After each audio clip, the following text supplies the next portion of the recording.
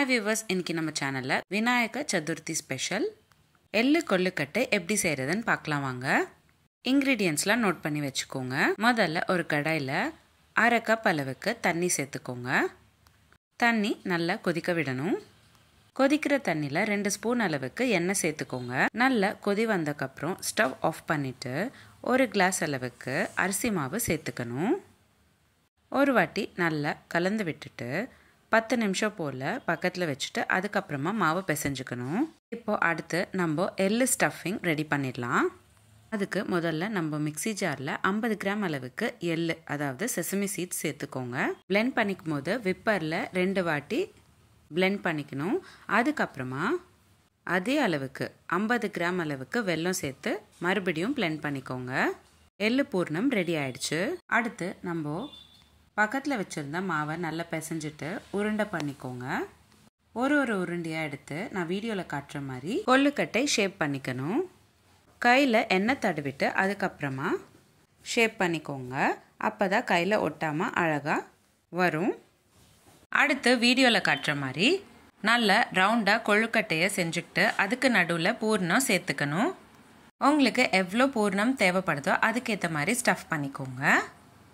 நான் இன்றைக்கி 1 ஸ்பூன் அளவுக்கு பூர்ணம் ஸ்டஃப் பண்ணிக்கிறேன். நம்ம ப்ரிப்பேர் பண்ணி வச்சுருந்த எள்ளு பவுடர் ஆட் பண்ணிக்கிறேன். வீடியோவில் காட்டுற மாதிரி பொறுமையாக ஃபோல்ட் பண்ணிவிட்டு கார்னர்ஸ் நான் வீடியோவில் காட்டுற மாதிரி நல்லா ப்ரெஸ் பண்ணிக்கோங்க. ப்ரெஸ் பண்ணிவிட்டு அதுக்கப்புறமா நல்லா சீல் பண்ணிக்கணும்.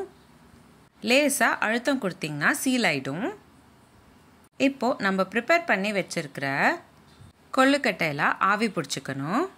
குக்கரில் கீழே தண்ணி சேர்த்துக்கிட்டு இட்லி வேக வைக்கிற மாதிரியே கொள்ளுக்கட்டையும் நம்ம வேக வச்சுக்கணும்.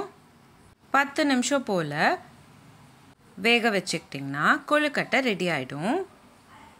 ரொம்ப சிம்பிள் அண்ட் ஈஸியான கொள்ளுக்கட்டை ரெசிபி தான் நான் உங்கள் கூட ஷேர் பண்ணேன். நீங்களும் உங்கள் வீட்டில் ட்ரை பண்ணிங்கன்னா எப்படி வந்துச்சுன்னு எனக்கு கமெண்ட் பாக்ஸில் கமெண்ட் பண்ணுங்கள். உங்களுக்கு இந்த வீடியோ பிடிச்சிருந்தா லைக் பண்ணுங்கள், ஷேர் பண்ணுங்கள். இதே மாதிரி டெய்லி ஒரு ரெசிபி பார்க்குறதுக்கு என்னோடய சேனல் சப்ஸ்கிரைப் பண்ணிக்கோங்க. இந்த மாதிரி நிறைய சீரீஸ் நம்மளோட சேனலில் போஸ்ட் பண்ணியிருக்கோம். Krishna Jayanthi special recipe series, Andhra தயிர் பச்சடி சீரீஸ், தயிர் பச்சடி சீரீஸ், குழம்பு சீரீஸ், கூட்டு சீரீஸ், ரசம் சீரீஸ், சட்னி series, healthy starter series, healthy ice cream series, healthy milkshake series, kids lunch box ideas, breakfast ideas, lunch box ideas, சப்பாத்தி side dish series, gluten free recipes, no oil no boil recipes, no onion no garlic சாதம் series, மார்கழி மாதம் சாதம் series, இந்த மாதிரி நிறைய series நம்மளோட சேனலில் post பண்ணியிருக்கோம். லிங்க்ஸ் எல்லாமே நான் உங்களுக்கு டிஸ்கிரிப்ஷன் பாக்ஸில் ஷேர் பண்ணுறேன். கண்டிப்பாக செக் பண்ணி பாருங்கள். இந்த வீடியோ எப்படி இருந்துச்சுன்னு கமெண்ட் பாக்ஸில் கமெண்ட் பண்ணுங்கள்.